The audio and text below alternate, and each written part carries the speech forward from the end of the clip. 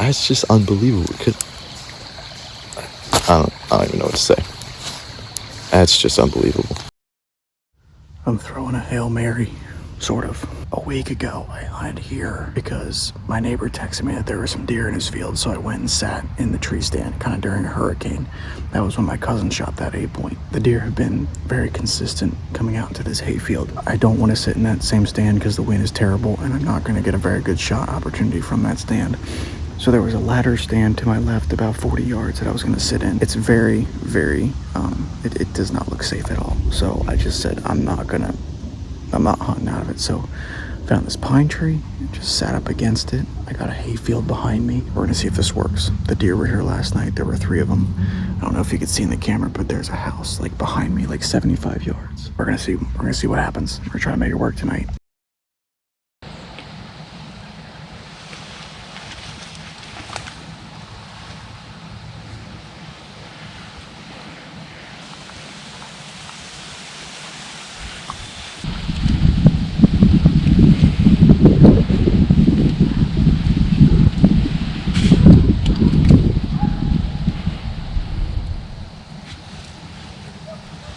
I just had 2 doe bust me, sort of.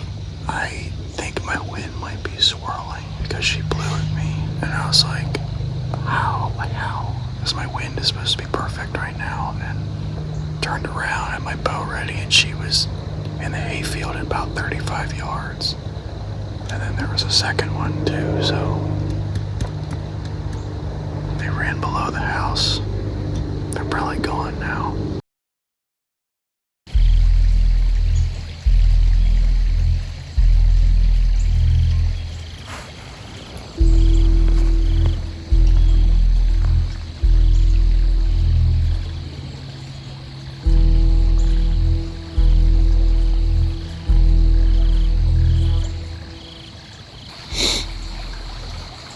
Serious right now? Every year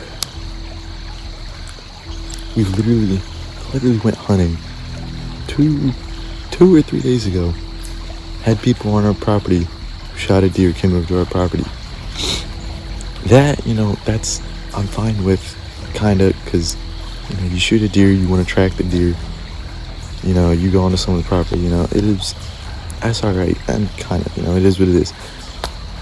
But when you are carrying a tree stand through someone else's property in the middle of hunting season, right at prime time for deer to come out, that is ridiculous.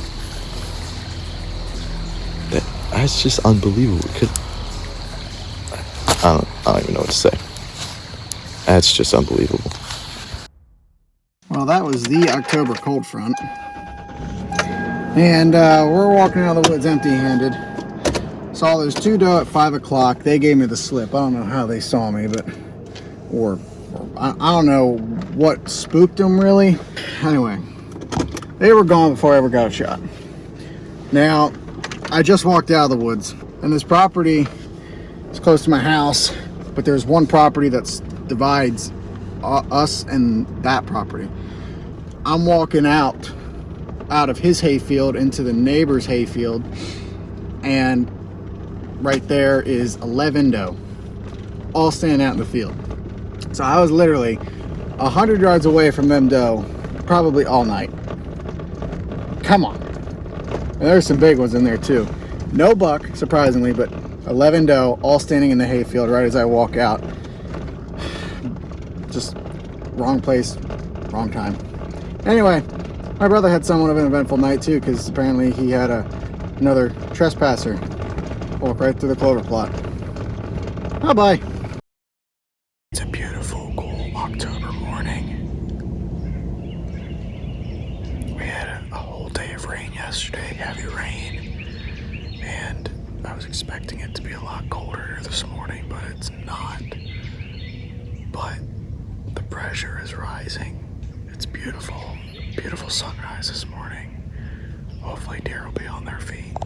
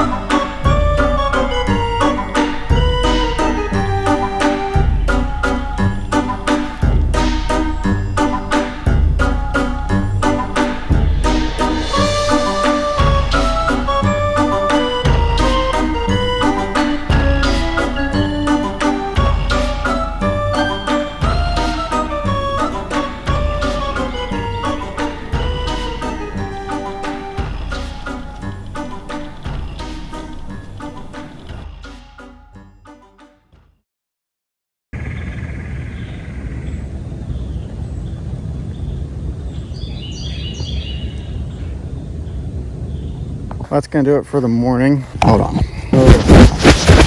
Just that button buck that would not leave me alone. He was getting pretty annoying. Anyway, thought I'd see more deer. It rained all day yesterday, so I thought I would see more deer on their feet, but I guess not. That's okay. We saw one, and he hung around for a while. The one thing I'm concerned about, and I don't know if I should be concerned about it or not, I was walking out of that stand, and when I get to the bottom of the hill, there's a lot of small saplings, and every year there's normally tons of rubs there. And it was this time last year that I was starting to see rubs and scrapes in the area. Oh, there's a fox. Look at that. A fox just walking right through the pasture. Lost my train of thought. What was I gonna say? Oh yeah. This time last year I was seeing rubs and scrapes. So far I have not seen a single one, rub or scrape, anywhere on the property. So hopefully that's not an indicator of the buck population this year. Also, this fox is just chilling. And if it was fox season, I would shoot it. But fox season doesn't start for another 10 days, so. Anyway, that's it. Thank you for watching. I'm up here at the neighbors tonight. Probably shouldn't be here because it's so warm. But it's one of those evenings where I got a good wind. There's a lot of doe up here. It's a major food source, bedding area, sanctuary for these deer.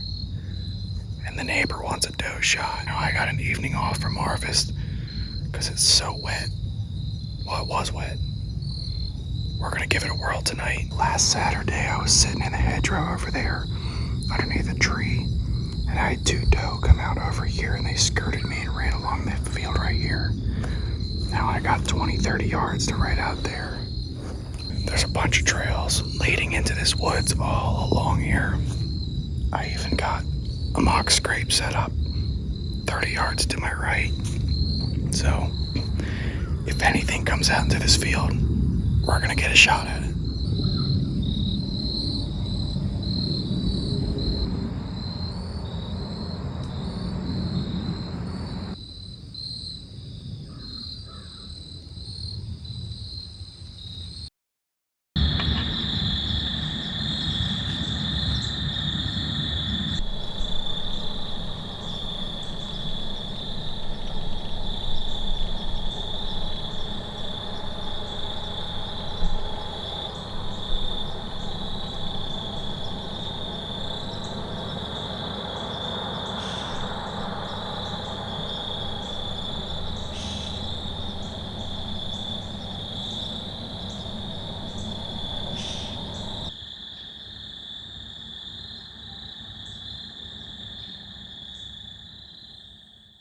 Well, that's gonna do it for tonight. We didn't get skunked at least, but that's how a deer stays alive right there. Comes out at very, very, very last light. I mean, I had 5 minutes to spare, and my wind was blowing right at her, and that's part of hunting. My wind was supposed to go that way today, and it was, as soon as I climbed in the stand, my wind was just doing this, and I knew, crap, and sure enough, I was doe walk out, and I'm standing here with bow in hand, and I could feel it hitting the back of my head, blowing right at them. They were at the closest they were at was 35 yards. But with it being so dark, I wanted her inside 20. That's how it goes.